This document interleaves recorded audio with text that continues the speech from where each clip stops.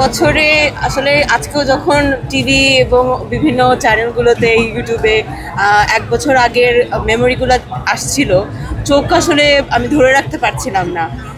ঠিক আজকের দিনের সকাল থেকেও যে আতঙ্কটা ছিল, 11টার সময় যখন জানতে পেরেলাম, এর আগ পর্যন্ত আসলে ঘুমাতে পারছিলাম না, মানে মানে একদম শ্বাস নিতে পারছিলাম না।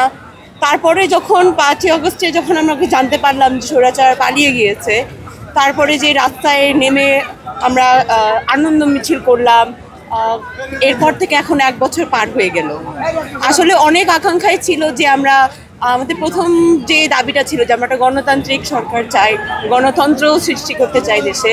আমার মনে হয় সেই দিকে আমরা আগাচ্ছি। এখন আমরা একটা সুষ্ঠু নির্বাচন যদি করতে পারি, তাহলে আমার মনে হয় এই আমাদের যে এত এত এত যে জুলাই অভ্যুত্থানের যে আমাদের মেইন আমাদের যে কারণে আমরা যুদ্ধে নেমেছিলাম, যে এই স্বৈরাচার হটানোর জন্য, আমাদের ভোট অধিকার পাওয়ার জন্যে, আমার মনে হয় সেই ভোটের দিকে আমরা যদি এগিয়ে যেতে পারি, তাহলে এই দিনের আসলে এই অভ্যুত্থানটা আমাদের সফল হবে। কেমন বাংলাদেশ চেয়েছেন আর কেমন বাংলাদেশ পেয়েছেন এই 1 বছরের কথা?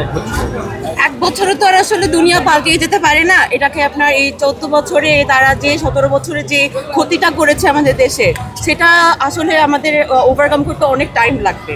এবং 1 বছর আমি আমার এক্সপেকটেশন যেগুলো ছিল, ডক্টর মোহাম্মদ ইউনূস আমাদের সবার প্রিয়, আমার ব্যক্তিগতভাবে আমার অনেক প্রিয়, মানে আমাদের মানে একটা ব্যক্তিত্ব, নোবেল লরিয়েট, উনি খুবই সুন্দর করে এবং আমাদের উপদেষ্টাগণ এবং আমাদের দেশবাসী সবাই এগিয়ে এসেছে। কিন্তু এর মধ্যে দিয়ে আমাদের অনেক নাশকতা সৃষ্টি হয়েছে।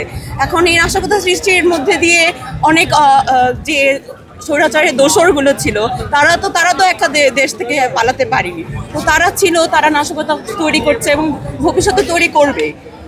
কিন্তু এখন আমাদের যেটা হয়েছে যে বিভিন্ন প্রোপাগান্ডার মাঝখানে আমরা পড়ে গিয়েছি। মানুষের আসলে আমাদের বিভিন্ন লোভ লোকসান, আমরা এগুলো হচ্ছে কি লোভগুলো কন্ট্রোল করতে না পেরে বিভিন্ন রাজনৈতিক দল বা কিংবা হতে পারে নর্মাল মানুষই মব জাস্টিসের মানে দিকে এগিয়ে গিয়েছে। সেটা থেকে আসলে আমাদের এগিয়ে আসতে হবে।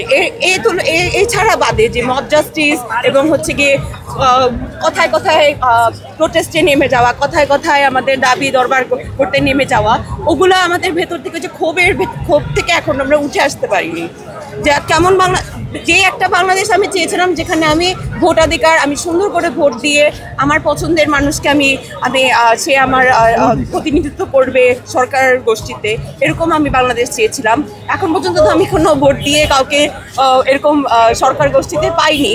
কিন্তু আমাদের উপদেষ্টাগণ কাজ করে যাচ্ছে, আমাদের কথা শুনছে, এবং আমি খুবই আশা করি যে তারা জলদি ফেব্রুয়ারিতে নির্বাচন হবে। আলহামদুলিল্লাহ, যদি হয়, যদি ঠিক ঘোষণা হয়, তাহলে তো আরো ভালো হবে। কথা যেহেতু বলছেন পছন্দের ব্যক্তিকে ভোট দিবেন, সেক্ষেত্রে যে পিআর নিয়ে কোনো কিছু বলতে চাই?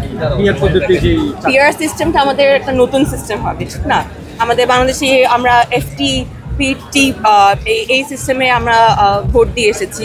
এই 2 ক্যাবিনেটে ভোটিং সিস্টেমটা একটা নতুন একটা আমাদের এক্সপিরিয়েন্স হবে। এবং আমার মতো যারা একদম ইউথ ভোটার আছে, আমার কাছে মনে হয় এটা আমাদের প্রথম ভোট হবে। এর আগে 2024 সালে ভোট আমরা দিতে পারিনি, কারণ আমাদের ভোট তাদের প্রয়োজন হয়নি। এবার আশা করি যে পিআর সিস্টেমে হলো আমাদের ভোট তাদের প্রয়োজন আছে।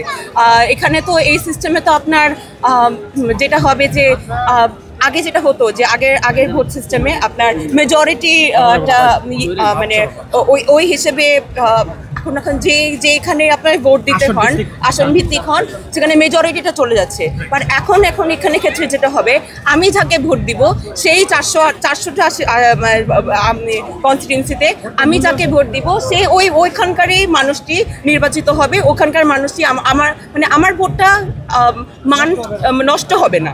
ঠিক আছে, thank you so much. Do you support PR? Yes, I do support PR. আমার কাছে মনে হয় এটা দিয়ে একটা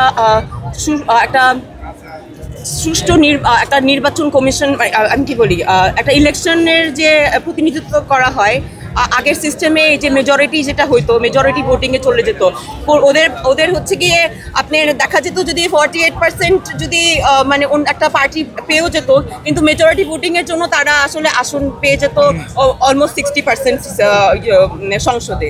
কিন্তু এখন সেটা আর হবে না। এখন আপনি যদি আপনার যদি মনে হয় যে এইখান থেকে নাম কি